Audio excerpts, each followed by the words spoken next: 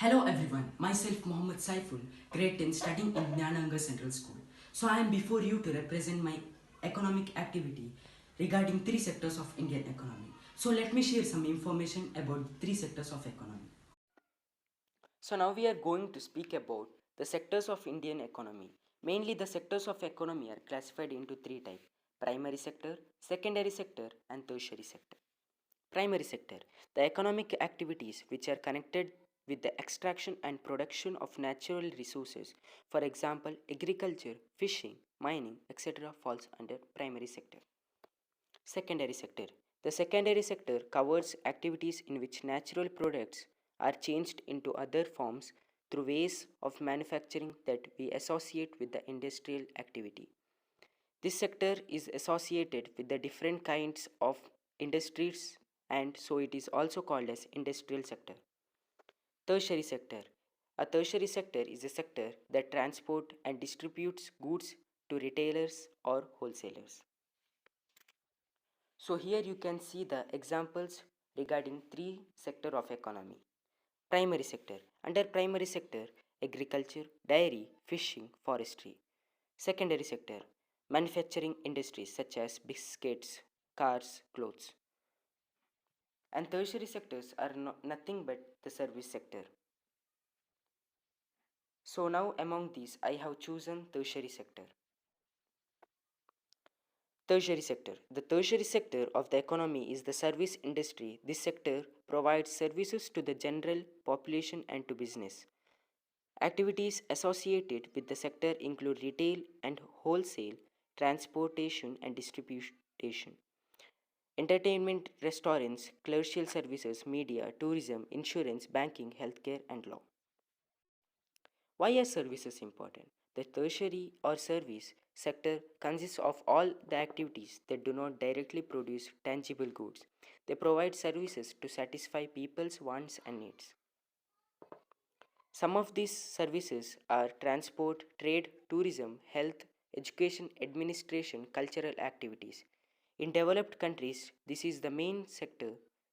Most of workers are employed by the tertiary sector.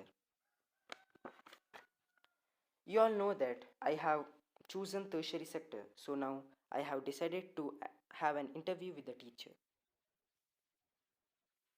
Sir ನಮಸ್ತೆ sir, ನಮಗೆ ಒಂದು activity ಇತ್ತು ಸೋಷಿಯಲ್ ನಮ್ಮ ಎಕನಾಮಿಕ್ಸಿಂದ. ಅದು ಸೆಕ್ಟರ್ಸ್ನ ಬಗ್ಗೆ ನಾನು ಒಂದು ಟರ್ಷರಿ ಸೆಕ್ಟರ್ ಅಂತ ಸೆಲೆಕ್ಟ್ ಮಾಡಿದ್ದೇನೆ ಟೀಚರ್ಸ್ನ ಮೇಲೆ. ಅದು ಟೀಚರ್ಸ್ ಮೇಲೆ ಡಿಪೆಂಡ್ ಆಗೋದು. ಅದಕ್ಕೆ ಸರ್ ನಾನು ನಿಮ್ಮ ಮೇಲೆ ಇಂಟರ್ವ್ಯೂ ತೆಗಿಬೇಕಂತ ಉಂಟು. ಅದಕ್ಕೆ ಸರ್ ನಿಮಗೆ ನಿಮ್ಮ ಬಗ್ಗೆ ಏನು ಹೇಳಬಹುದು? ನಮ್ಮ ಪರಿಚಯ ಹೇಳೋದಾದರೆ, ನನ್ನ ಹೆಸರು ಚಂದ್ರ ಶ್ರೀಧರ ಪುಚ್ಚಪ್ಪಳ್ಳಿ, ಫುಲ್ ನೇಮ್. ನಾನು ಹುಟ್ಟಿ ಬೆಳೆದದ್ದೆಲ್ಲ ಸುಳ್ಯ ತಾಲೂಕಿನ ಗುತ್ತಿಗಾರು ಗ್ರಾಮದ ಪುಚ್ಚಪ್ಪಾಡಿ ಎಂಬಲ್ಲಿ. ಪ್ರಾಥಮಿಕ ಶಿಕ್ಷಣವನ್ನು ನಾನು ಮುಗಿಸಿದ್ದು ಅದೇ ಗ್ರಾಮದ ಮೊಗ್ರಾ ಶಾಲೆಯಲ್ಲಿ. ಆ ದಿನಗಳಲ್ಲಿ ಶಾಲೆಗೆ ಹೋಗಲಿಕ್ಕೆಲ್ಲ ತುಂಬ ಕಷ್ಟ ಇತ್ತು. ಹಾಗಾಗಿ ಏನಾಯಿತು ಅಂದರೆ, ನನಗೆ ಈ ಪ್ರಾಥಮಿಕ ಶಿಕ್ಷಣ ಆಗುವಾಗ ನಾನು ಶಾಲೆಗೆ ಸೇರುವಾಗಲೇ 7 ವರ್ಷ ಮೇಲಾಗಿತ್ತು. ಆಮೇಲೆ 5ನೇ ಕ್ಲಾಸ್ ಆದಮೇಲೆ ಶಾಲೆಗೆ ಹೋಗಲಿಕ್ಕೆ ವ್ಯವಸ್ಥೆ ಇಲ್ಲ, ಹಾಗೆ 1 ವರ್ಷ ಹೋಯಿತು. ಹೀಗೆ ಆದ ನಂತರ ನಾನು 6ನೇ ಕ್ಲಾಸಿಂದ 10ನೇ ಕ್ಲಾಸಿನವರೆಗೆ ಉಡುಪಿಯ SMSP ಹೈಸ್ಕೂಲ್ನಲ್ಲಿ ಶಿಕ್ಷಣ ಆಯಿತು, SSLCಯವರೆಗೆ. ಅದರ ನಂತರ ಒಂದು 2 ವರ್ಷ ಗ್ಯಾಪ್ ಆಯಿತು, ಎಂಥದ್ದು ಇಲ್ಲದೆ ಸುಮ್ಮನೆ ಅಲ್ಲಿ ಇಲ್ಲಿ ಕೆಲಸ ಮಾಡಿಕೊಂಡು ಆಗಿತ್ತು.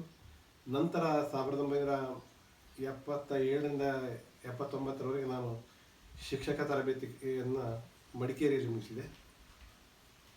ಮುಗಿಸಿದ ನಂತರ ಸರ್ಕಾರಿ ಶಾಲೆಗಳಲ್ಲಿ ಕೆಲಸಕ್ಕೆ ಬೇಕಾಗಿ ಅರ್ಜಿಗಳನ್ನು ಹಾಕ್ತಾ ಇದ್ದೆ. 5 ವರ್ಷ ಕಾಲ ಹಾಗೆ ಕಳೆಯಿತು. ಈ 5 ವರ್ಷ ನನ್ನ ಅವಧಿಯಲ್ಲಿ ನಾನು ಒಂದು ಡಿಸ್ಪೆನ್ಸರಿಯಲ್ಲಿ ಕೆಲಸ ಮಾಡ್ತಾ ಇದ್ದೆ. ಅದಂತರ ನನಗೆ ಪ್ರಯತ್ನ ಮಾಡ್ತಾ ಒಂದು ಸರ್ಕಾರಿ ಒಂದು ಶಿಕ್ಷಕ ಇದಕ್ಕೆ ನೇಮಕಾತಿಗೆ ಆದೇಶ ಬಂತು.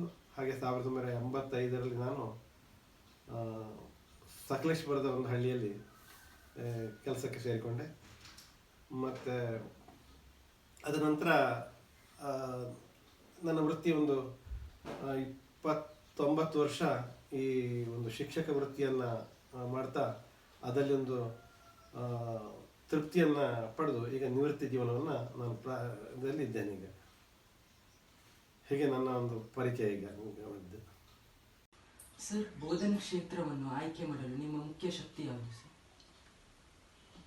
ಬೋಧನಾ ಕ್ಷೇತ್ರದಂದರೆ ನಮ್ಮ ಯಾವುದಾದ್ರೂ ಒಂದು ವೃತ್ತಿ ನಾವು ಜೀವನದಲ್ಲಿ ಮಾಡಲೇಬೇಕು. ನಮ್ಮ ಒಂದು ಜೀವನವನ್ನು ನಡೆಸಬೇಕಿದ್ರೆ ಸಂಪಾದನೆ ಆಗಬೇಕು, ಅದಕ್ಕೊಂದು ವೃತ್ತಿ ಬೇಕು. ಈ ವೃತ್ತಿಗಳಲ್ಲಿ ನನಗೆ ಒಂದು ಮೊದಲಿಂದಲೇ ನಾನು ತಿಳಿದುಕೊಂಡಿದ್ದನ್ನು ಇನ್ನೊಬ್ಬರಿಗೆ ಹೇಳಬೇಕು ಎಂಬುದು ಒಂದು ನನಗೆ ಆಸಕ್ತಿ ಇತ್ತು. ಹಾಗಾಗಿ ನಾನು ಈಗ ನಾನು ಪ್ರಾರಂಭದಲ್ಲಿ ಹೇಳಿದಾಗಲೇ ಬೇರೆ ಬೇರೆ ಕ್ಷೇತ್ರಕ್ಕೆ ಹೋದರೂ ಕೂಡ ನನಗೆ ಮುಖ್ಯ ಉದ್ದೇಶ ಇದ್ದದ್ದು ನನಗೆ ಶಿಕ್ಷಕ ವೃತ್ತಿಗೆ ಬರಬೇಕು ಅಂತ ಹೇಳಿತ್ತು. ಹಾಗೆ ಒಂದು ಅಂದರೆ ನಾವು ತಿಳ್ಕೊಂಡದ್ದನ್ನು ಇನ್ನೊಬ್ಬರಿಗೆ ಹೇಳಬೇಕು, ಅದರಿಂದ ಒಂದು ಖುಷಿ ಇರ್ತದೆ. ಇದು ಎಲ್ಲಿ ಸಾಧ್ಯ ಅಂದರೆ ಇದು ವಿದ್ಯಾರ್ಥಿಗಳಿಗೆ ಬೋಧನೆ ಮಾಡುವುದರಿಂದ ಅನುಕೂಲ ಅಂತ ಹೇಳಿ ನಾನು ಹಾಗೆ ಕಂಡುಕೊಂಡದ್ದು. ಇದಕ್ಕಾಗಿ ನಾನು ಶಿಕ್ಷಕ ವೃತ್ತಿಯನ್ನು ಆರಿಸಿಕೊಳ್ಳಲಿಕ್ಕೆ ಒಲವು ಮಾಡಿದ್ದು. ನಿಮ್ಮ ಉತ್ತಮ ಶಿಕ್ಷಕರನ್ನಾಗಿ ಮಾಡಿದ ಕೌಶಲ್ಯ ಮತ್ತು ಗುಣಗಳು ಯಾವುದು? ಉತ್ತಮ ಶಿಕ್ಷಕರನ್ನಾಗಿ ಅಂತ ಹೇಳಿದ್ರೆ ನಾನು ಶಾಲೆಗೆ ಹೋಗ್ತಾ ಇರುವಾಗ ಶಿಕ್ಷಕರ ಒಡನಾಟ ಮತ್ತು ಅವರ ಒಟ್ಟಿಗೆ ಬೆರೆತಂಥ ದಿನಗಳಲ್ಲಿ ಅವರ ಉತ್ತಮ ಗುಣಗಳನ್ನು ನಾವು ಕಲ್ತುಕೊಂಡಿದ್ದೇವೆ, ಅವರ ಮಾರ್ಗದರ್ಶನವನ್ನು ನಾವು ಕಲ್ತುಕೊಂಡಿದ್ದೇವೆ. ಹಾಗಾಗಿ ನಮಗೆ ಆದರ್ಶರಾಗಿ ಇದ್ದ ವ್ಯಕ್ತಿ ಅಂತ ಹೇಳಿದ್ರೆ ಶಿಕ್ಷಕರು. ಹಾಗಾಗಿ ನನ್ನಲ್ಲಿ ಕೂಡ ನಾನು ಅದರಲ್ಲಿ ಅಳವಡಿಸಿಕೊಂಡೆ.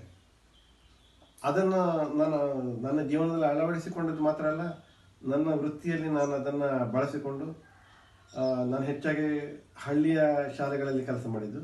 ಹಳ್ಳಿಯ ಮುಗ್ಧ ಮಕ್ಕಳನ್ನು ತಿದ್ದುವಲ್ಲಿ, ಅವರನ್ನು ಒಳ್ಳೆಯ ದಾರಿಗೆ ತರುವುದರಲ್ಲಿ ನನಗೆ ಈ ಒಂದು ಮಾರ್ಗದರ್ಶನ ಸಿಕ್ಕಿದ್ದು ಅನುಕೂಲ ಆಯಿತು. ಅದರಿಂದಾಗಿ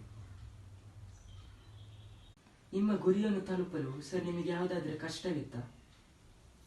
ಕಷ್ಟ ತುಂಬ ಇತ್ತು ನಮಗೆ ಆವಾಗ. ಒಂದು, ನಾನು ವಿದ್ಯಾಭ್ಯಾಸಕ್ಕಾಗಿ ತುಂಬ ಕಷ್ಟಗಳು ಪಟ್ಟಿದ್ದೆ. ಕೆಲವು ವರ್ಷ ನನಗೆ ಹಾಳಾಯಿತು, ಆಮೇಲೆ ಪ್ರಯತ್ನ ಮಾಡಿ ಪುನಃ ಹೋದ್ದು, ಈ ರೀತಿಯ ಒಂದು ಕಷ್ಟಗಳು. ಆಮೇಲೆ ಕೆಲಸ ಸಿಕ್ಕಿದ ನಂತರ ಅಲ್ಲಿ ಕೂಡ ನಮಗೆ ಮಕ್ಕಳಿಗೆ ವಿದ್ಯಾಭ್ಯಾಸ ಹೇಳಿಕೊಡುವ ಇದರ ವಿಚಾರದಲ್ಲಿ ಕೂಡ ತುಂಬ ತೊಂದರೆಗಳು ಬರ್ತಾ ಇತ್ತು.